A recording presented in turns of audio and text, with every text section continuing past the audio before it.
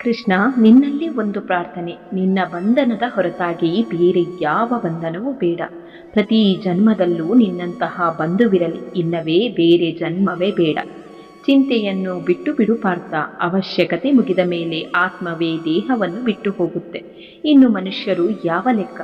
ನಿನ್ನ ಮನಸ್ಸು ಒಳ್ಳೆಯದಾಗಿದ್ದರೆ ಎಲ್ಲವೂ ನಿನ್ನ ವಿರುದ್ಧವಾಗಿರುತ್ತೆ, ಆದರೆ ಸಮಯ ನಿನ್ನ ಪರವಾಗಿಯೇ ಇರುತ್ತೆ.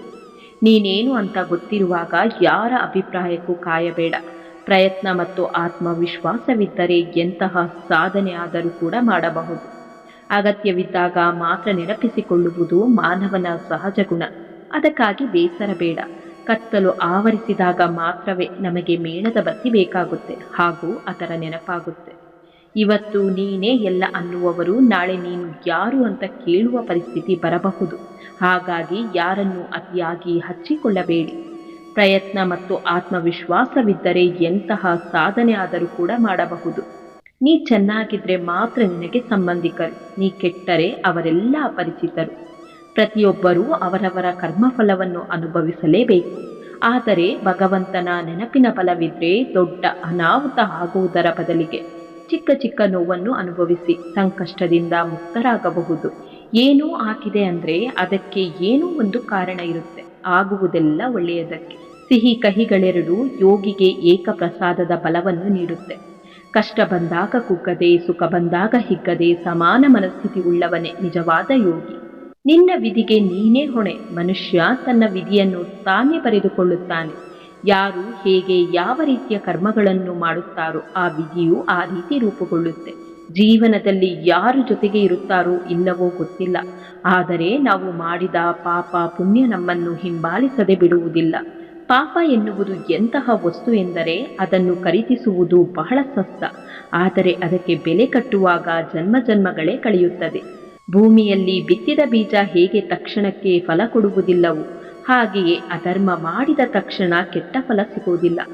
ಪಾಪದ ಕೊಡ ತುಂಬುತ್ತಾ ಹೋದಂತೆ ಒಮ್ಮೆಲೆ ಬುಡ ಸಮೇತ ಕಿತ್ತು ಹಾಕುತ್ತದೆ. ಹುಟ್ಟಿದವನು ಸಾಯಲೇಬೇಕು ಮತ್ತು ಮರಣದ ನಂತರ ಖಂಡಿತವಾಗಿಯೂ ಮತ್ತೆ ಹುಟ್ಟುತ್ತಾನೆ. ಆದುದರಿಂದ ಅನಿವಾರ್ಯವಾದ ನಿನ್ನ ಕರ್ತವ್ಯ ಪಾಲನೆಯಲ್ಲಿ ನೀನು ಶೋಕಿಸಬಾರದು. ಕೊಟ್ಟು ನೋಡುತ್ತಾನೆ, ಕಿತ್ತುಕೊಂಡು ನೋಡುತ್ತಾನೆ, ಅರಿತು ಬಾಳಲೆಂದು ಬೀಳಿಸಿಯೂ ನೋಡುತ್ತಾನೆ. ನಮಗೆ ಗೊತ್ತಿಲ್ಲದಂತೆ ಅವನು ಮತ್ತೆ ಕೈ ಹಿಡಿದು ಎತ್ತುತ್ತಾನೆ. ಇದನ್ನು ಅರಿತವರಿಗೆ ಇಲ್ಲಿಯೇ ಸ್ವರ್ಗ, ಇದನ್ನು ಅರಿಯದವರಿಗೆ ಇಲ್ಲಿಯೇ ನರಕ. ಯಾವುದೇ ವ್ಯಕ್ತಿಯ ಬಗ್ಗೆ ಅತಿಯಾದ ಬಾಂಧವ್ಯ ಹಾನಿಕಾರಕ. ಯಾಕೆಂದರೆ ಬಾಂಧವ್ಯವು ನಿರೀಕ್ಷೆಗಳಿಗೆ ಕಾರಣವಾಗುತ್ತೆ ಮತ್ತು ನಿರೀಕ್ಷೆಗಳು ದುಃಖಕ್ಕೆ ಕಾರಣವಾಗುತ್ತೆ. ಕಷ್ಟದಲ್ಲಿ ತಾಳ್ಮೆ, ನಷ್ಟದಲ್ಲಿ ಸಹನೆ, ತೊಂದರೆಯಲ್ಲಿ ಶಾಂತಿ, ದುಃಖದಲ್ಲಿ ಸಮಾಧಾನ ಇದ್ದವರಿಗೆ ಬಾಳಿನಲ್ಲಿ ಯಾವ ಭಯವೂ ಇರುವುದಿಲ್ಲ. ಮೋಸ ಮಾಡಿದವರು ಈ ಕ್ಷಣಕ್ಕೆ ಸಂತೋಷವಾಗಿರಬಹುದು, ಆದರೆ ಮೋಸಕ್ಕೆ ಒಳಗಾದ ವ್ಯಕ್ತಿ ಸುರಿಸುವ ಪ್ರತಿದಿನದ ಕಣ್ಣೀರ ಧಾರೆ ಮೋಸಗಾರನಿಗೆ ಪಾಪದ ಸಮುದ್ರವಾಗಿ ಮಾರ್ಪಟ್ಟು ಅದರೊಳಗೆ ಮೋಸಗಾರರನ್ನು ಮುಳುಗಿಸಿಬಿಡುತ್ತೆ. ಇದು ಕಟು ಸತ್ಯ.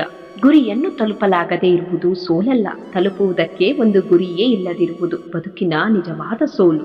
ನಿನ್ನ ಹೃದಯದಲ್ಲಿ ನಾನು ಇದ್ದಾಗ ಭಯಕ್ಕೆ ಸ್ಥಳವೇ ಇಲ್ಲ. ಧೈರ್ಯವಾಗಿ ನಿನ್ನ ಧರ್ಮದ ದಾರಿಯಲ್ಲಿ ನಡೆ. ಭೂತಕಾಲವನ್ನು ಹಿಂದಿಕ್ಕಿ ಬಂದಾಗಿದೆ, ಭವಿಷ್ಯ ಇನ್ನು ಮುಂದೆ ಇದೆ. ಇಂದಿನ ದಿನ ನಮ್ಮದೇ. ಇಂದಾದರೂ ಶ್ರೀಹರಿಯನ್ನು ಸ್ಮರಿಸಬಾರದೆ? ಪ್ರಾರ್ಥನೆ ಮತ್ತು ನಂಬಿಕೆ ಎರಡೂ ಕಣ್ಣಿಗೆ ಕಾಣಿಸದಿರಬಹುದು, ಆದರೆ ಅಸಾಧ್ಯವಾದದ್ದನ್ನು ಸಾಧ್ಯವಾಗಿಸುವ ಶಕ್ತಿ ಎರಡಕ್ಕೂ ಇದೆ. ಮನಸ್ಸು ಗೆದ್ದವನು ಜಗತ್ತನ್ನೇ ಗೆದ್ದವನಾಗುತ್ತಾನೆ. ಬಾಹ್ಯ ಶತ್ರುಗಳಿಗಿಂತ ಆಂತರಿಕ ಅಶಾಂತಿ ಭಯಾನಕ ಶಾಂತ. ಮನಸ್ಸಿನಲ್ಲಿ ಜ್ಞಾನ ಬೆಳೆಯುತ್ತದೆ, ಜ್ಞಾನದಿಂದ ಜೀವನ ಸರಳವಾಗುತ್ತದೆ. ನಟನೆಯಿಂದ ಕೂಡಿದ ಮನುಷ್ಯನ ಪ್ರೇಮ ವಿಷಕ್ಕಿಂತ ಅಪಾಯಕಾರಿ. ಇಂದ್ರಿಯ ಸುಖ ಎನ್ನುವುದು ಆರಂಭದಲ್ಲಿ ಮಧುವಿನಂತೆ ಸಿಹಿಯಾಗಿರುತ್ತೆ, ಅಂತ್ಯ ಕಹಿಯಾಗಿರುತ್ತೆ. ಸತ್ಯದೊಂದಿಗೆ ನಿಂತವನು ಒಂಟಿಯಾಗಿದ್ದರೂ ಅಜೇಯ. ಧರ್ಮವೇ ಕವಚ, ಅದು ಎಂದಿಗೂ ಕುಸಿಯದು. ನಿನ್ನ ಸೋಲು ನಿನ್ನ ಅಂತ್ಯವಲ್ಲ, ಅದು ನಿನ್ನ ಆತ್ಮಬಲವನ್ನು ಗೆಬ್ಬಿಸುವ ಗಂಟೆ. ಎದ್ದು ನಿಲ್ಲು, ಕರ್ತವ್ಯ ನಿನ್ನನ್ನು ಕಾಯುತ್ತಿದೆ. ಎಲ್ಲರನ್ನೂ ಏಕರೂಪದಲ್ಲಿ ನೋಡುವುದು ಸಮದೃಷ್ಟಿಯಲ್ಲ. ತಂದೆಯನ್ನು ತಂದೆಯಂತೆ, ತಾಯಿಯನ್ನು ತಾಯಿಯಂತೆ, ಗುರುವನ್ನು ಗುರುವಂತೆ, ಹೀಗೆ ಯಾರು ಸಮಾನರೋ ಅವರನ್ನು ಸಮಾನವಾಗಿ ಗೌರವಿಸುವುದು ಸಮದೃಷ್ಟಿ.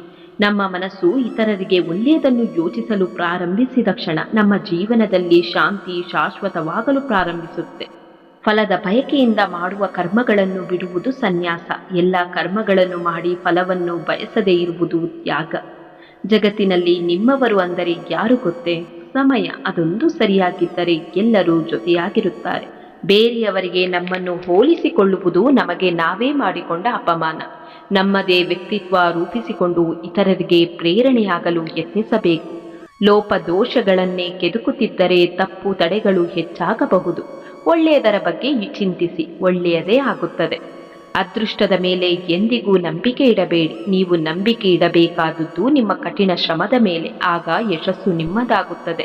ನಮ್ಮ ಜೀವನವು ನಾವು ದೀರ್ಘಕಾಲ ಹಗೆತನ ಸಾಧಿಸುವಷ್ಟು ಸುದೀರ್ಘವಾಗಿಲ್ಲ. ನಿನ್ನ ಹೃದಯದಲ್ಲಿ ನಾನು ಇದ್ದಾಗ ಭಯಕ್ಕೆ ಸ್ಥಳವೇ ಇಲ್ಲ. ಧೈರ್ಯವಾಗಿ ನಿನ್ನ ಧರ್ಮದ ದಾರಿಯಲ್ಲಿ ನಡೆ. ಯಶಸ್ಸು ಸಾಧಿಸಲು ಇರುವ ಒಂದೇ ಮಾರ್ಗವೆಂದರೆ ಬೇರೆಯವರಿಗೆ ನೀಡುವ ಸಲಹೆಯನ್ನು ನಾವೇ ಪಾಲಿಸುವುದು. ಕುದಿಯುವ ನೀರಿನಲ್ಲಿ ನೆರಳು ಎಂದಿಗೂ ಕಾಣದಂತೆಯೇ ತೊಂದರೆಗೊಳಗಾದ ಮನಸ್ಸಿನಲ್ಲಿ ಪರಿಹಾರಗಳು ಎಂದಿಗೂ ಕಾಣುವುದಿಲ್ಲ. ಶಾಂತವಾಗಿ ಪ್ರಯತ್ನಿಸಿ ಮತ್ತು ಎಲ್ಲ ಸಮಸ್ಯೆಗಳಿಗೆ ಪರಿಹಾರವನ್ನು ನೀವು ಕಂಡುಕೊಳ್ಳುವಿರಿ. ಶ್ರೀಕೃಷ್ಣ ಹೇಳುತ್ತಾರೆ, ಎಲ್ಲವೂ ನಿನ್ನ ನಿಯಂತ್ರಣದಲ್ಲಿ ಇಲ್ಲ, ಆದರೆ ನಿನ್ನ ಭಕ್ತಿ ನನ್ನ ಕೈಯಲ್ಲಿದೆ, ಅದೇ ನಿನ್ನ ರಕ್ಷಣೆ. ಅಹಂಕಾರದಿಂದ ತುಂಬಿದವರು ಇತರರನ್ನು ಅವಮಾನಿಸುವುದರಲ್ಲಿ ಸಂತೋಷ ಪಡುತ್ತಾರೆ. ಸಂಸ್ಕಾರದಿಂದ ತುಂಬಿದ ವ್ಯಕ್ತಿ ತಲೆಬಾಗಿ ಇತರರಿಗೆ ಗೌರವ ನೀಡುವುದರಲ್ಲಿ ಸಂತೋಷ ಪಡುತ್ತಾನೆ. ಬದಲಾವಣೆ ಪ್ರಕೃತಿಯ ನಿಯಮ. ಅದನ್ನು ಒಪ್ಪಿಕೊಂಡವನು ದುಃಖದಿಂದ ಮುಕ್ತನಾಗುತ್ತಾನೆ. ತಾಯಿ ತನ್ನ ಮಗುವಿನ ಒಳಿತಿಗಾಗಿ ಹೇಗೆ ಶಿಕ್ಷೆ ಕೊಡುತ್ತಾಳೋ ಹಾಗೇ ಭಗವಂತ ನಮ್ಮ ಉದ್ಧಾರಕ್ಕಾಗಿ ದುಃಖಗಳನ್ನು ಕೊಡುತ್ತಾನೆ.